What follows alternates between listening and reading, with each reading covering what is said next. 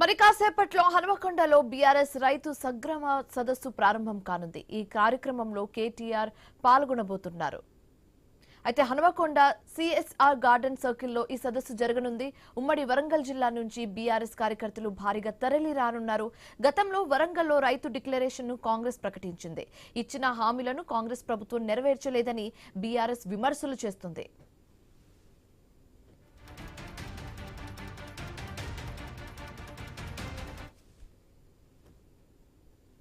కేసీఆర్ గారి పరిపాలనలో 10 సంవత్సరాల కేసీఆర్ గారి పరిపాలనలో పట రైతులు ఎక్కడ ధర్నా చేయలేదు.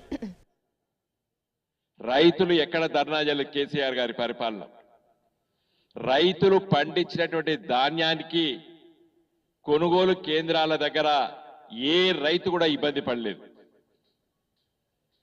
రైతు కష్టాలు తెలిసినటువంటి నాయకుడు కేసీఆర్ గారు తీసుకొచ్చినటువంటి పథకాలే ఇలా కేంద్ర ప్రభుత్వం మోడీ గారు అమలు చేస్తున్నారు. కేసీఆర్ గారు నాట్లే ముందే టకాటక మొత్తం రైతు బంధించాడు. దయచేసి బోనస్ అన్నో అది ఎగ్గొట్టావు, రైతు బీమా పడతలేదు. ఇవాళ మక్కలు నేలైతాంది. గతంలో కేసీఆర్ గారు ఉన్నప్పుడు 10 రోజులల్లా మార్కెట్ యార్డల్లా కొనుగోలు సెంటర్లో 10 రోజులల్లా క్లోజ్ అయ్యేది. ఒడ్లు కూడా కొనుగోలు మొదలు పెట్టేది. సన్నొడ్లు కొంటానన్నా సన్నొడ్లు కూడా బోనస్ లేదు, సన్నొడ్లు కూడా కొంటలేవు. ఇవి ఇచ్చిన హామీలు పక్కకు పెట్టు.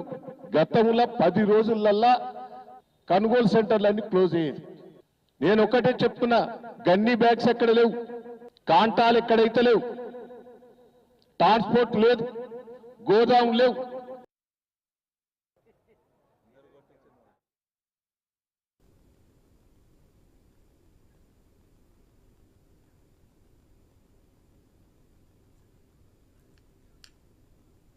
ఇవి ఇప్పటివరకున్న updates. For more updates keep watching I news.